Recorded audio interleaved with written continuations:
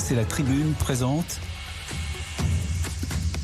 le 18-19 d'Edwige Chevrillon.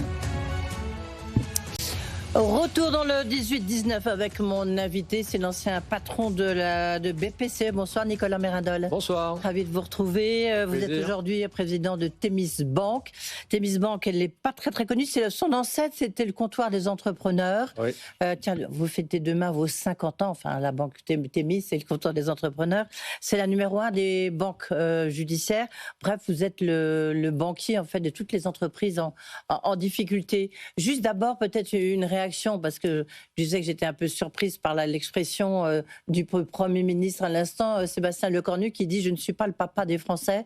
Qu'est-ce que ça veut dire quoi? Ça veut dire, par rapport évidemment à l'actualité économique et budgétaire, ça veut dire quoi? Bon, j'imagine qu'il veut dire que c'est pas lui qui doit résoudre les problèmes et que chacun doit se prendre en main, probablement.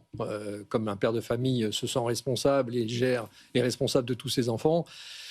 Mais les chefs d'entreprise que je vois tous les jours sont bien dans cette philosophie-là. Ils ne demandent pas à l'État de se substituer à eux pour gérer leur PME, leur ETI. Mais en même temps, s'il n'y a pas quand même un petit travers des entrepreneurs français, je vais peut-être me faire plein d'ennemis, mais toujours un peu vivant de subventions, calculant en fonction de, attendons, ça se voyait même pendant le Covid. Parfois, on leur disait, mais allez-y, faites des choses. Faut pas oui, mais le gouvernement, on n'a pas encore rencontré les ministres. Je lui dis, oui, mais alors, vous êtes les grands patrons. Je pense que les entrepreneurs demandent à avoir de la stabilité, de la visibilité pour pouvoir travailler au quotidien. D'ailleurs, au quotidien, franchement, heureusement pour eux, ils ne collent pas à toutes les vicissitudes du gouvernement et de la politique. Non, ils sont sensibles parce que plus de 50% de leur chiffre d'affaires part en impôts. Donc, c'est légitime qu'ils s'intéressent à ce qui se passe. Où est-ce que ça va le retour sur l'investissement. Et encore plus est dépensé par l'État. Donc, je pense que là, leur préoccupation est légitime de savoir dans quel sens est-ce qu'on va continuer à augmenter les impôts ou est-ce qu'on va les alléger, leur faciliter la vie. Mais je pense que la tendance, c'est qu'ils demandent à être libres. Et lorsqu'il dit, encore dans une lettre aux entrepreneurs qu'il a publiée sur X ce matin, qu'il a postée, lorsqu'il dit, en fait, pour vous, pour les entrepreneurs, il faut à tout prix un budget, parce que qui dit budget dit stabilité politique. Est-ce que vous êtes d'accord avec lui ? Non, enfin oui et non. Je pense que oui ou non. Non, mais c'est dans le sens de la position. Non, mais c'est dans le sens de la visibilité. Oui, il faut un budget, mais il y en aura un de budget dans tous les cas de figure. Oui. Même s'il démissionne. Même s'il démissionne. Ouais. Donc on a bien vu que à chaque fois qu'on utilise des grands mots, c'est la dernière chance, c'est la dernière possibilité, ça va être une catastrophe. Non, heureusement pour la France, la vie continue. Ouais. Et les entrepreneurs, encore une fois, au quotidien, ils ont leur business. Non, s'ils ont besoin de savoir, encore une fois, concrètement et simplement, c'est les impôts. Ouais. Combien ils vont être taxés sur les impôts et les contraintes sur la gestion de leurs employés et les contraintes de la loi sur les salaires. C'est pour ça que c'est un peu la semaine de tous les dangers. On va voir, puisque demain il y a le PLFSS, on va voir que... Non, mais il ne se passera rien. Il se passera rien. Ça ne marchera pas. Enfin, mais il faut... Comment, Qu'est-ce qui ne va pas marcher, Nicolas Mérindol ? Il n'y aura pas une majorité pour dégager un budget autre qu'en force, donc qui sera avec une opposition en face. Je ne crois pas du tout. Donc vous dire une loi spéciale, une ordonnance, voire un 49.3, c'est ça que vous nous dites ? Oui, d'accord, non mais je crois pas. Au moins vous assumez votre position. Absolument, oui, je ne crois pas du tout à une sortie par le haut, malheureusement. Un compromis. Alors que on est probablement, alors c'est peut-être une ruse hégélienne de l'histoire, hein, il faut passer par ces étapes pour que demain, après-demain, dans les années qui viennent, on apprenne effectivement à avoir une coalition avec une majorité qui arrive à se dégager. Et là, dans l'immédiateté de notre situation, c'est juste impossible d'avoir toutes ces positions extrêmement différentes, arriver à dégager quelque chose de cohérent. Le problème, c'est qu'on cède à l'un sur un sujet, on cède à l'autre sur un sujet qui est contradictoire avec le premier, ça n'a pas de sens. Ça peut pas marcher. Un compromis, Nicolas Mérindol, vous savez, il n'y a pas de compromis. Alors, est-ce que vous voyez la traduction presque immédiate sur le terrain, puisque je disais, vous êtes le banquier des entreprises en difficulté.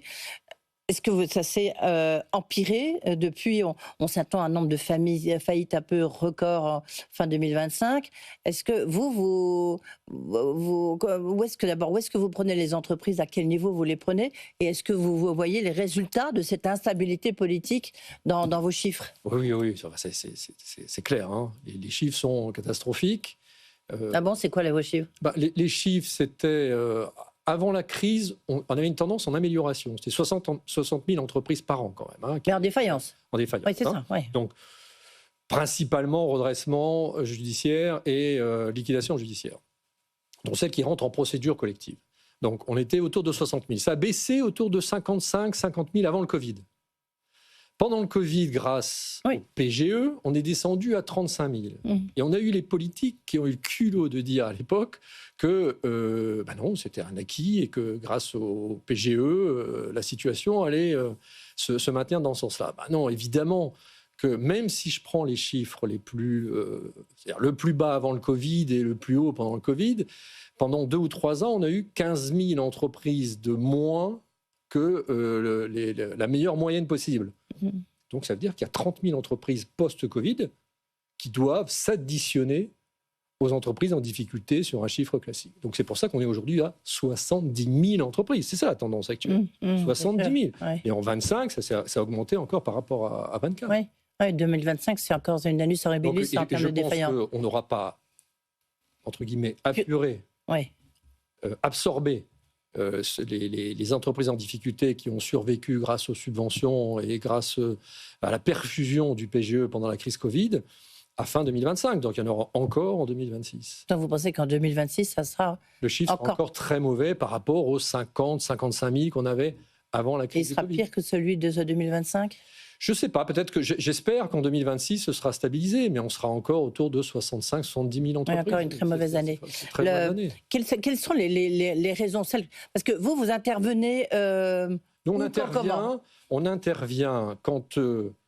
parce que la réglementation encourage les banques à se séparer des entreprises en difficulté. Il faut le savoir, la réglementation bancaire. Oui, bien sûr. C'est-à-dire que la consommation de fonds propres passe d'un seul coup à x2 pour la même entreprise, alors qu'elle a le plus difficile derrière elle, et qu'on est en train de l'aider pour son redressement. Bon, bref, en général, on intervient quand, juridiquement, elle rentre dans une procédure collective. Et ce que nous on est en train de développer, c'est d'essayer de convaincre et d'expliquer aux entreprises qu'elles ont intérêt à titre préventif à nous solliciter en amont, et on va continuer à les accompagner en aval, c'est-à-dire quand elles sont sorties de la procédure. Mais vous faites quoi? C'est-à-dire que vous allez voir...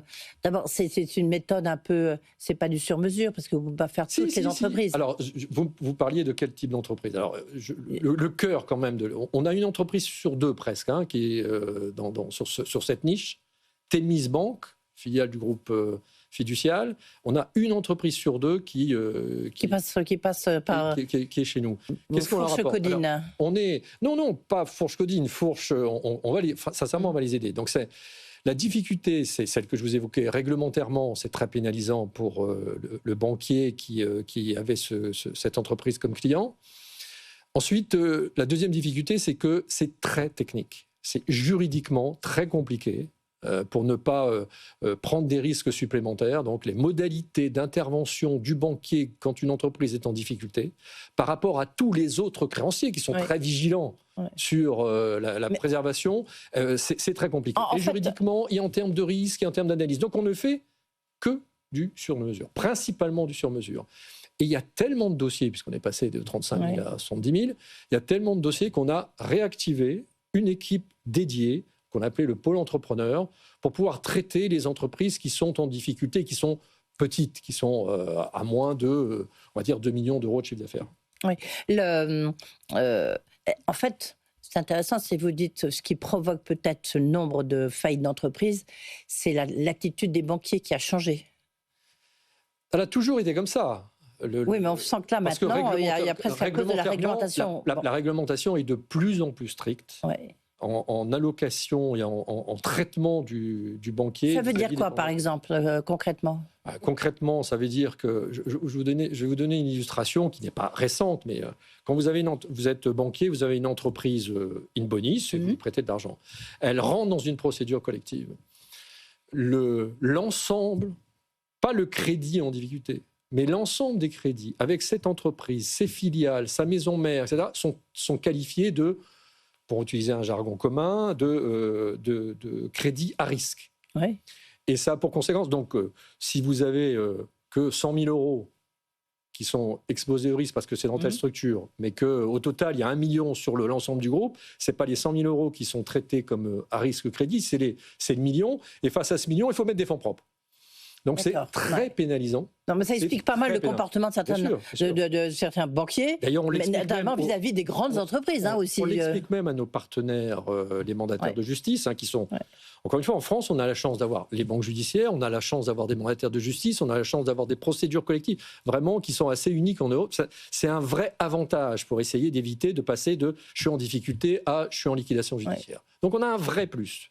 Et donc, on a les mandataires de justice ou administrateurs judiciaires qui sont vraiment des grands pros et qui nous aident dans ce domaine-là.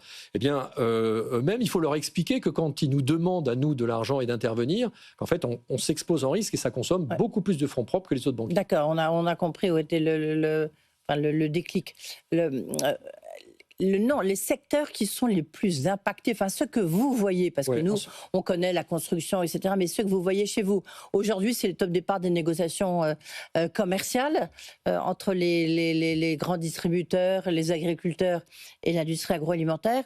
On dit qu'elle se porte extrêmement mal, notre industrie agroalimentaire, et puis les agriculteurs, parce que vous faites aussi maintenant des TPE, puis il y a des PME. Est-ce que vous confortez cette idée ou pas ? Oui, absolument. Alors, 75%, puisqu'on a la moitié du marché, par construction, les dossiers que nous voyons entrer ou que nous gérons en stock correspondent à la réalité du marché. C'est-à-dire la construction, telle que vous l'évoquiez tout à l'heure, c'est la majorité, presque un quart à elle seule. Ensuite, on a le commerce, l'habillement, l'informatique, donc c'est 20%. Et un autre 20% du marché, c'est ce qui est restauration, hôtellerie. Donc, pas de surprise, on a cette même part de marché à l'intérieur de notre portefeuille. Vous avez raison, il y a une nouveauté. Il y a en croissance, pas en valeur absolue, mais en croissance, la partie agriculture, c'est plus 25, plus 30%. Ah oui. Mais sur un chiffre qui est beaucoup plus bas. Ça représente encore, puisque les 3 premiers secteurs, c'est 75%, la partie agriculture, c'est quelques pourcents. Mais le chiffre est en augmentation significative. Ça part de plus bas, mais c'est une croissance de près de 30% du nombre d'entreprises qui viennent du secteur de l'agriculture. Dernière question, Nicolas Méradol. Est-ce que les PGE sont effectivement une cause importante, significative des défaillances d'entreprises? Ils sont une cause significative du report des défaillances d'entreprises que j'évoquais tout à l'heure. Absolument. C'est-à-dire qu'aujourd'hui, on retrouve dans nos 70 000 une partie importante. Les zombies, comme on les appelait à l'époque. De ceux des clandestins qui ont passé la crise du Covid grâce Mais maintenant, ceux qui remboursent, qui disent qu'ils n'arrivent pas à rembourser leur PGE. Alors, ils sont traités comme toutes les. Et c'est ce que vous voyez ou pas? Oui. Bien sûr. Dans les entreprises en difficulté aujourd'hui, il y a évidemment celles et ceux qui ont du PGE à rembourser. Donc encore inquiétude. Merci beaucoup Nicolas Méradol d'avoir été avec nous. Encore beaucoup de questions. Bon anniversaire, puisque c'est donc demain vous avez 50 ans. Puis vous reviendrez nous voir, on fera le point comme ça régulièrement sur ce secteur des entreprises en difficulté. Nicolas Méradol, donc le patron de Thémis Banque, était notre invité. Dans un instant, on va reparler du budget, bien sûr, avec Agnès Verdier-Molinier, la présidente de l'IFRAP. Et face à elle, c'est Ludovic de Sautet, le directeur éditorial de la Tribune. À tout de suite. Le 18-19 d'Edwige Chevrillon sur BFM Business.